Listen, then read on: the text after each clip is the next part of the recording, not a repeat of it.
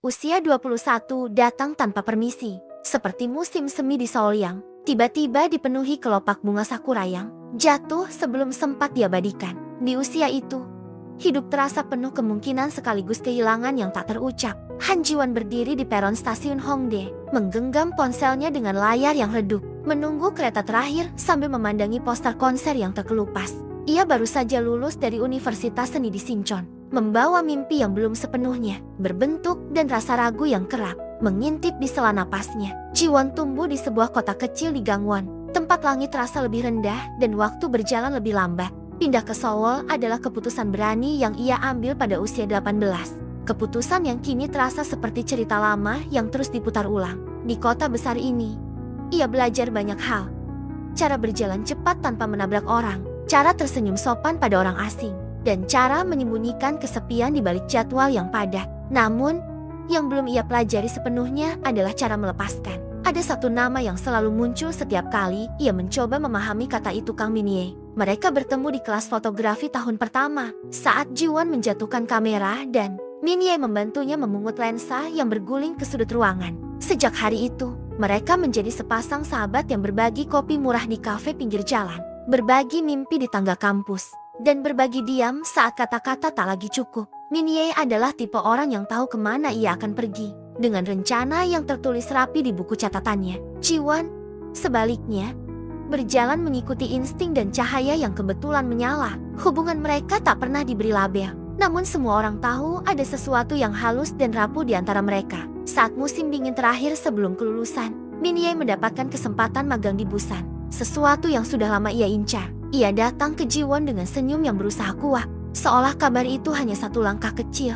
Ji-won mengangguk, memberi selamat, dan menelan kata-kata yang ingin ia ucapkan. Di usia 21, ia tahu bahwa menahan seseorang demi perasaan sendiri adalah bentuk egoisme yang tak ingin ia miliki. Hari keberangkatan Min-ye tiba dengan hujan ringan. Mereka bertemu di jembatan kecil dekat Sungai Han, tempat lampu-lampu kota memantul di permukaan air. Tidak ada pelukan panjang, tidak ada janji berlebihan, hanya doa singkat dan harapan yang disimpan rapi. Saat Min-ye melangkah pergi, Ji-won merasa sesuatu di dalam dirinya ikut beranjak, meninggalkan ruang kosong yang dingin namun jujur. Hari-hari setelah itu diisi dengan kebiasaan baru. Ji-won bekerja paruh waktu di galeri kecil di Ikseondong, menata lukisan dan menyapa pengunjung dengan senyum ramah. Di sela waktu, ia berjalan menyusuri ganggang sempit, memotret bayangan orang-orang yang berlalu, mencari makna di balik hal-hal sederhana. Ia belajar bahwa kehilangan tidak selalu berisik. Kadang ia datang dalam bentuk kebiasaan yang tak lagi dilakukan, pesan yang tak lagi dikirim, bangku yang tiba-tiba terasa terlalu luas. Ibunya sering menelepon dari kampung halaman, menanyakan kabar dan menyinggung rencana masa depan. Ji-won menjawab dengan jujur yang lembut, mengatakan bahwa ia masih mencari. Ibunya tertawa kecil, berkata bahwa mencari adalah bagian dari hidup. Kalimat itu menenangkan, seperti teh hangat di malam hujan. Ji-won menyadari bahwa tidak semua jawaban harus ditemukan segera, dan tidak semua cerita harus ditutup dengan akhir yang jelas.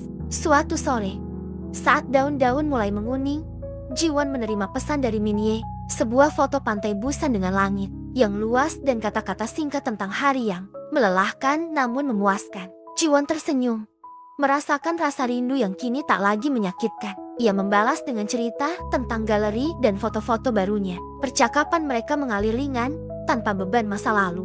Di sanalah Ji-won memahami bahwa melepaskan bukan berarti menghapus, melainkan memberi ruang agar sesuatu bisa berubah bentuk.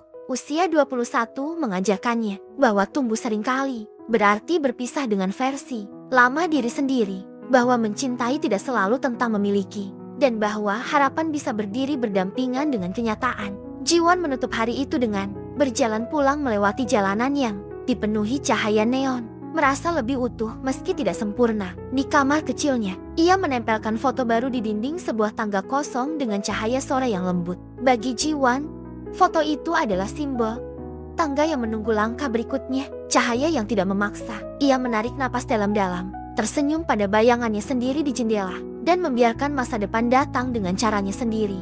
Di usia 21, ia akhirnya belajar bahwa melepaskan bukanlah akhir, melainkan awal yang sunyi namun penuh kemungkinan.